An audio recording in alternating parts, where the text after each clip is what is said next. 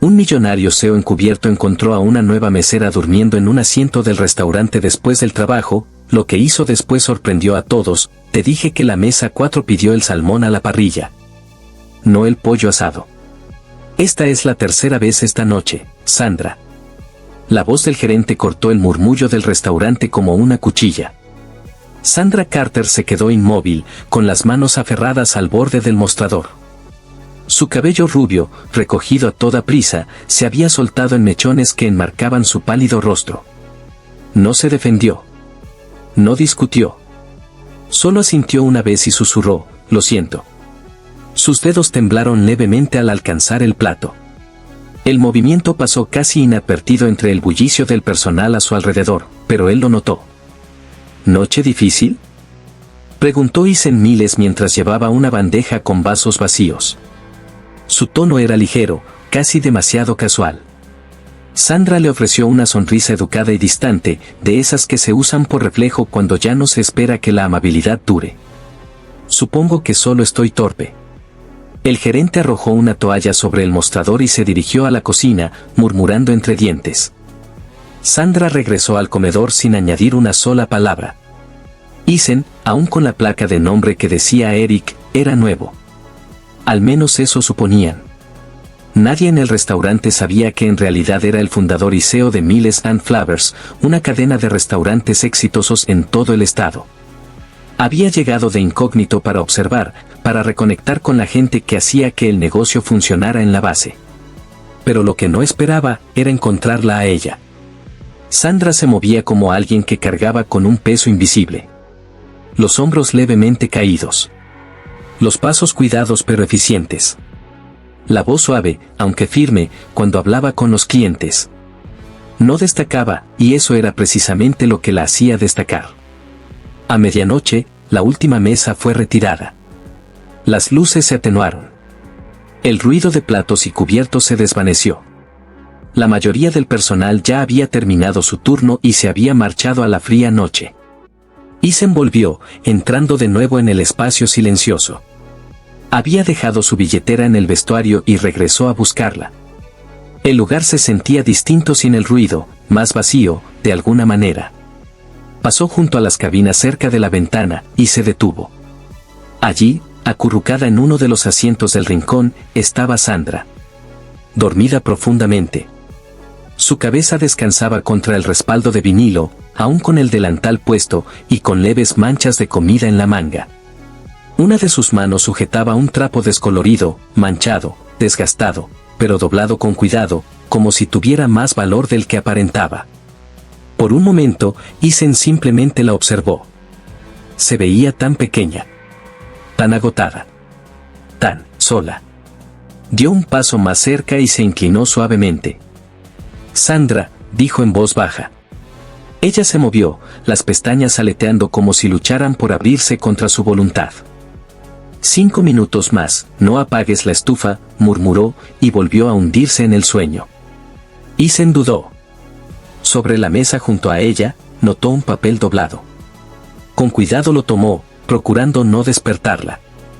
Con letra ordenada, se leía, recetas para el alma. Platos para ayudarte a olvidar el dolor. Algo en él cambió. Había probado cientos de recetas, dirigido chefs en varias ciudades, asistido a catas corporativas donde cada plato era impecable, pero ninguno memorable. Sin embargo, aquel trozo de papel, escrito por una mesera que dormía en los asientos del local después de medianoche, se sentía más real que cualquier cosa que hubiera leído en años. La miró de nuevo. La luz tenue suavizaba sus rasgos.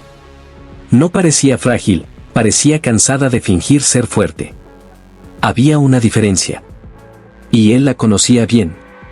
En silencio, se quitó la chaqueta y la colocó sobre sus hombros. Sus dedos se aferraron instintivamente a la toalla entre sus manos, pero ella no se movió. No la despertó. No hizo preguntas. No dejó una nota. Solo se quedó allí un minuto más, observándola dormir como a un soldado caído tras la batalla. Luego, sin hacer ruido, se dio la vuelta y se marchó, con un rostro inescrutable, salvo por el peso en sus ojos. Versión pulida, ella susurró, no vas a conseguir nada. Pero nadie puede cocinar como tú cuando tiembla de frío, respondió él suavemente. Ella lo miró. Había algo en su voz, sincero, sin adornos, que atravesó sus defensas. Por primera vez en mucho tiempo, alguien la veía como algo más que su situación. No como una carga. No como una historia triste. Asintió una sola vez. 10 minutos después, estaban dentro de un apartamento modesto y acogedor. Isen le entregó una toalla y señaló el baño. Toallas limpias bajo el lavabo. Yo prepararé algo caliente.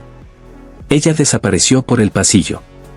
Isen se quedó en la cocina, con el corazón acelerado. No por el frío, sino por lo fácil que le había resultado mentir para mantenerla a salvo.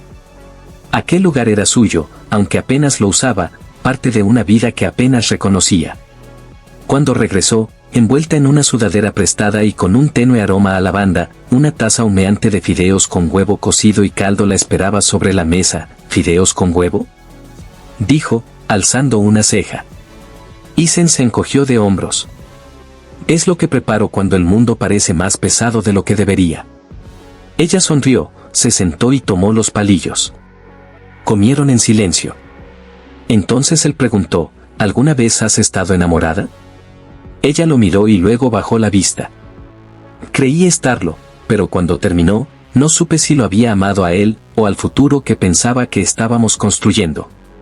Él asintió. Yo iba a casarme una vez.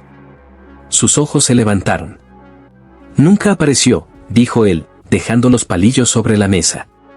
Todo estaba listo, el lugar, los invitados, el traje planchado. Esperé 32 minutos. El rostro de Sandra se suavizó. ¿Dijo por qué? Dejó una nota. Decía que yo estaba casado con mi ambición, no con ella. Ella no habló de inmediato, y luego dijo con ternura, no todos los que se van son villanos. Pero hay quienes se alejan de lo mejor que habrán conocido en su vida, y nunca llegan a darse cuenta. Isen exhaló despacio, en silencio. El momento quedó suspendido entre ellos. No era pesado, solo real. Como el tintinear de dos copas reconociendo la tristeza. Como una cicatriz que ya no necesita esconderse. La miró. Ella no era solo la mujer de manos quietas y ojos suaves. Era alguien que había sido desgarrada y había sobrevivido. Esa noche, no hablaron de cocina ni del restaurante.